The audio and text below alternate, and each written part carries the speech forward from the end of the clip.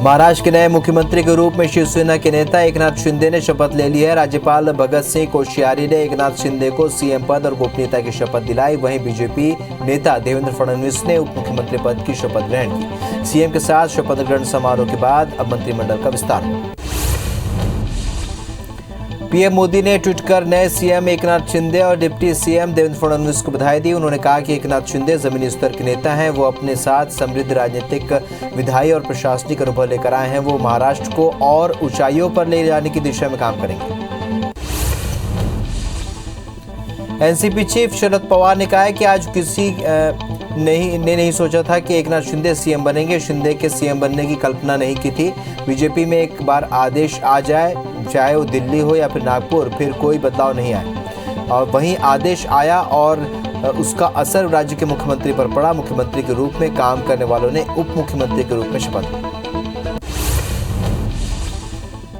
महाराष्ट्र के मुख्यमंत्री एकनाथ शिंदे और डिप्टी सीएम देवेंद्र फडणवीस ने मुंबई में राज्य की नई सरकार की पहली कैबिनेट की बैठक की। बैठक के बाद सीएम एकनाथ शिंदे ने कहा कि कई अधूरे कार्यों को पूरा करना है। इस दौरान मुख्यमंत्री एकनाथ शिंदे और देवेंद्र फडणवीस ने साझाबाजी की।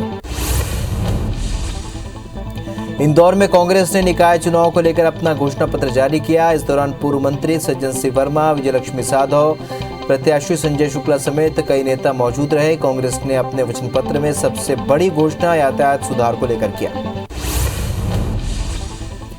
घोषणा पत्र के जरिए कांग्रेस का दावा है कि इंदौर में कांग्रेस का महापौर बनते ही सबसे पहले 5 फ्लाईओवर ब्रिज का भूमि पूजन किया जाएगा और बिना सरकारी मदद के स्वयं के पैसे से ही इसे बनाया जाएगा।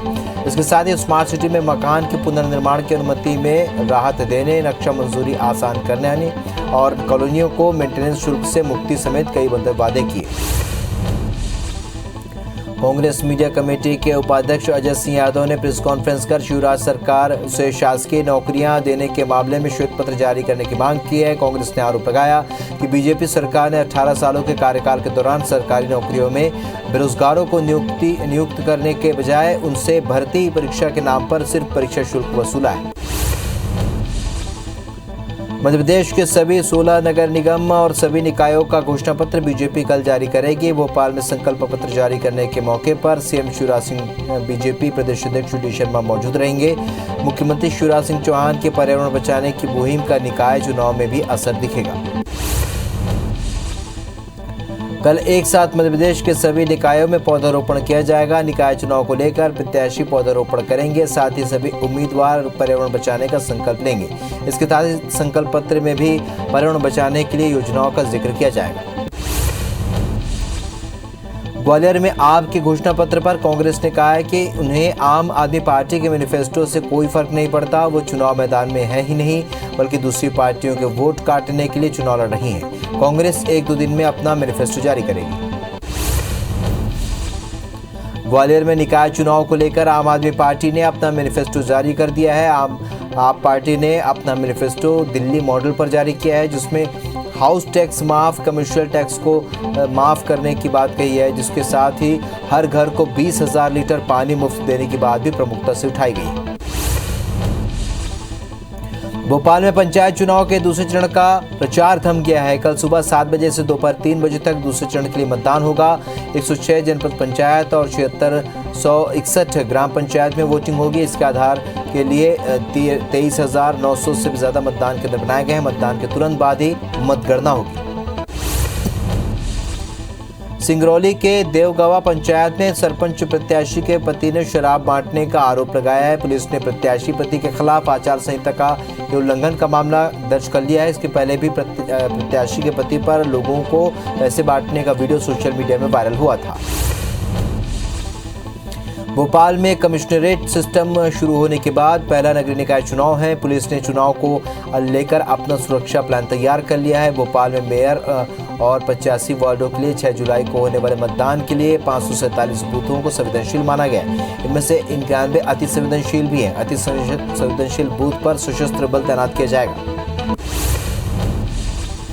उदयपुर में हुई घटना के विरोध में जगह जगह विरोध प्रदर्शन जारी है। इंदौर में भी भाजपा ने गांधी प्रतिमा पर पहुंचकर विरोध जताने के साथ ही कन्हैयालाल को श्रद्धांजलि दी और मौन रखा। साथ ही आरोपियों को कड़ी सजा की मांग की। भाजपा के महापौर प्रत्याशी पुष्यमित्र भार्गव ने कहा है कि हर भारतवासी इस घटना की निंदा कर रहा है। ज्यादातर घटनाएं कांग्रेस शासित प्रदेशों में हो रही हैं, जिस पर रोक लगाने का काम भी राज्य सरकारों का है, ताकि देश को तोड़ने वाली इस तरह की घटनाएं दोबारा ना हो। देश भाईचारे के साथ विकास के पथ पर आगे बढ़े। उदयपुर में हुई हत्या के मामले में इंदौर पुलिस अलर्ट मोड पर आ गई है। पुलिस कमिश्नर हरिनारायण मिश्र के मुताबिक शहर में धारा 144 को और सख्ती से पालन कराया जा रहा है। उन्होंने बताया कि हॉस्टल लॉज की चेकिंग को लेकर भी एक विशेष अभियान चलाया जा रहा है। शहर के असामाजिक तत्व जो कि शहर की शांति को भंग कर सकते हैं, उन पर निगरानी रखी जा रही है। खरगोन में उदयपुर हत्याकांड को लेकर वीएचपी और बजरंग दल के कार्यकर्ताओं ने विरोध प्रदर्शन किया। उन्होंने बस स्टैंड तिराहे पर इस्लामिक कट्टरपंथियों का पुतला फूंका, साथ ही कन्हैया लाल के हत्यारों को फांसी की मांग की।